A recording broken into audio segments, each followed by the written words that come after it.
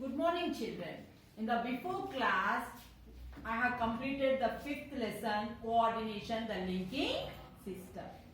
So now, today, I am going to start the next new lesson, that is reproduction. Reproduction, the generating system. So in the first unit, you people have studied about the 6 life processes.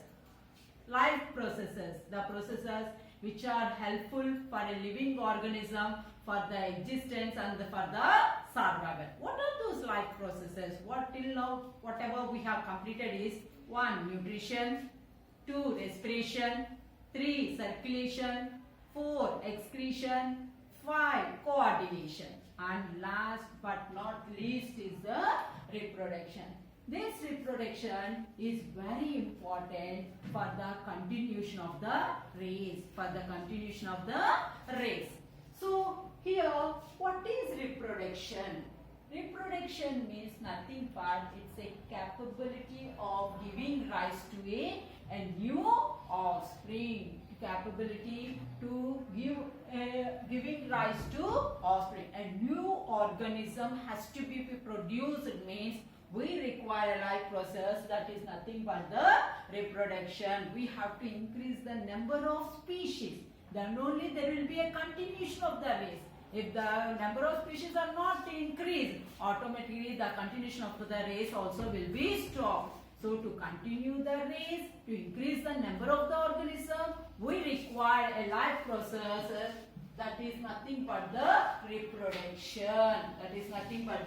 reproduction.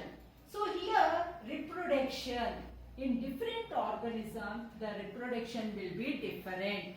In unicellular organism, the reproduction is entirely different. In multicellular organism, the reproduction is different. And for reproducing a new organism, the time period also varies from one organism to another organism.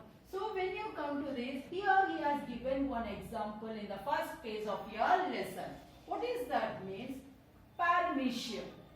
Paramecium, during the favorable condition, it will reproduce in one method. During the unfavorable conditions, it will reproduce in another method. What are the 2 types of methods through which the paramecium reproduce? So during the favorable condition, the paramecium will undergo a division called binary fission. Here binary fission means it will divide its body into 2 new individuals. A single body is divided into 2 new individuals. These 2 new individuals, again, they will lead the separate life. Once again, during the favorable condition, this individual will reproduce by binary fission, and this another second individual reproduce by binary fission. So here, during the favorable condition, some of the organisms will undergo reproduction by binary fission. So during unfavorable condition, when the conditions are not favorable, then the paramecium will undergo another reproduction, that is called conjugation. That method is called conjugation. What happens in the conjugation? Here, during the unfavorable condition, when the parameciums are weak, 2 parameciums come close together and they will undergo a sexual reproduction. That sexual reproduction in paramecium is nothing but conjugation. That sexual reproduction is nothing but the conjugation. Now, there is one activity in your textbook, that is formation of bacterial colony in the milk.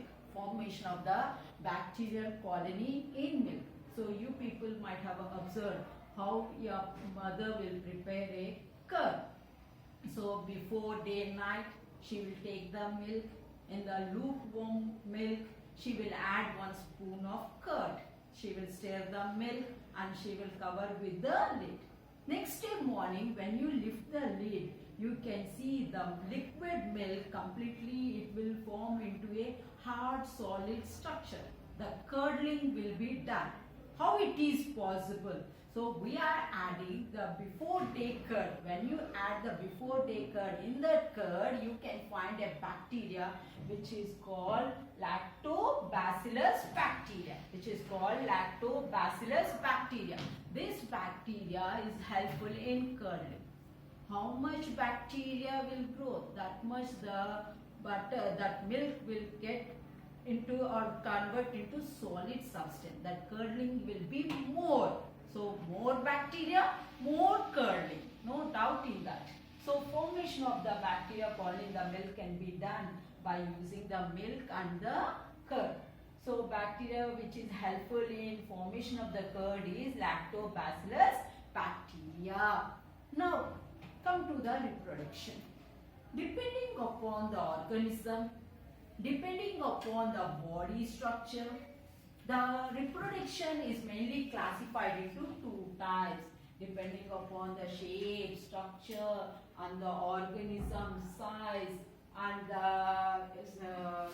this reproduction is mainly classified into two types. One is asexual reproduction and second one is a sexual reproduction. What is the difference between asexual reproduction and sexual reproduction?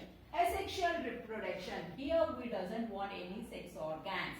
In sexual reproduction, we require sex organs. In asexual reproduction, only one organism is involved. We cannot say which is male and which is female. But in the sexual reproduction, we require two organisms. In asexual reproduction, we doesn't require any gamete cells. But here in the sexual reproduction, we require gamete cells. In the asexual reproduction, we cannot find any fertilization. But in the sexual reproduction, we can find the fertilization. Asexual reproduction doesn't produce a new organism with new character. But when you come to the sexual reproduction, we can find a new organism with a different new characters. So this is the difference between a sexual and a sexual reproduction. This answer is very, very important for 4 marks. It's an essay answer. You people have to learn this answer. Sexual reproduction without any sex organ. In the word itself, we are having the meaning. Sexual reproduction, sex organs are required. Here only one organism is seen. Here two organisms are involved. So now let us start with the asexual reproduction. Asexual reproduction without any sex, without any gamete cells, without any fertilization. How this asexual reproduction will take place in various organisms. When you come to the asexual reproduction, in this asexual reproduction, you can find mostly in the lower organisms. So come to the different types of asexual modes of reproduction. The first one is the binary fission. In the word itself, we are having the meaning. Bi means two. Neri divides. Fission means divide.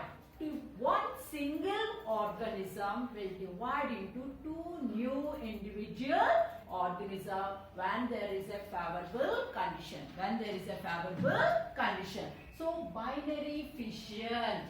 And beside this binary fission, we are also having the multiple fission also. We can find another type of it. Whatever it may be, either a binary fission or a multiple fission. In this, one single organism will divide its body into two or more organisms during the favorable condition. Best example for the binary fission is amoeba, euglena, paramecium.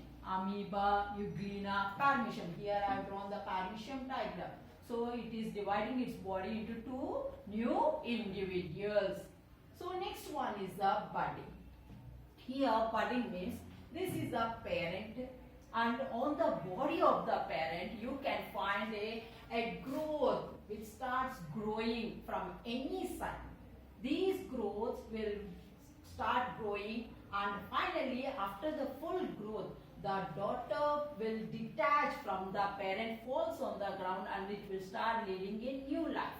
Either it will detach or sometimes it will grow on the parent. Best example for budding is yeast cells. Another one is the Hydra.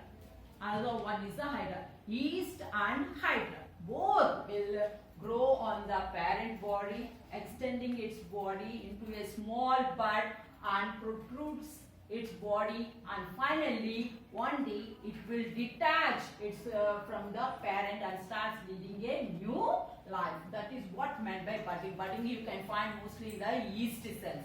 Yeast cell, another in the animal's best example is the Hydra. Hydra also will undergo by this asexual mode of reproduction, that is nothing but the budding. Next one is the fragmentation. Fragmentation means a small piece of its body. Fragment means small pieces. Its body is divided or broken into small pieces. When these pieces fall on the ground, once again they will start growing into a new individual. Fragmentation, dividing into small pieces. Each piece will give rise to a new organism. Best example for this is flatworm in the animals and lichens. Flatworms and lichens are the best example for the fragmentation. Next one is the parthenogenesis. Parthenogenesis means producing the fruits. Which type of fruits? Seedless fruits, without any seed. If there is no seed, there won't be any continuation of the race. Seeds are required for the plant for giving rise to a new plant. But here, due to the certain climatic conditions, sometimes these plants and animals at present day, they are undergoing the asexual reproduction. There is no sexual reproduction. Some of the plants where these plants will produce seedless fruits. They are not having any seeds. Best example is the watermelon and grapes. You cannot find any seeds. Next one, when you come to the animals, parthenogenesis. In the parthenogenesis, the female gamete, without undergoing any fertilization, it is producing a new organism from its zygote. Parthenogenesis means nothing but the female gamete develops into a zygote without any fertilization. For the formation of a new organism, fertilization is required. But here the fertilization is not taken. Without fertilization, the female gamete is developing into a new zygote. Best example is ant, wasp and bee. These three you have to remember. It's very important bit. Name the parthenocarpic animals means ant, wasp and bee. So when you come to this parthenocarpic zygote develops into male, means without fertilization, whatever the zygote is there, that it will develops into male, and fertilized zygote develops into female. Fertilized zygote, it will develops into female. Next and last one is another asexual mode of reproduction is regeneration. Again, generate, producing and again and again. If any organism is cut into small pieces, each piece will develop into a new organism. Best example for this is the planaria, which stays in the water, aquatic animal. So regeneration, producing again and again. These are the 5 types of asexual reproduction which we are going to learn in your lesson. Binary fission, budding, fragmentation, parthenogenesis, and another one is the regeneration. So you people are having the diagrams in your book. Just once you practice, draw the diagrams in your rough book. Thank you.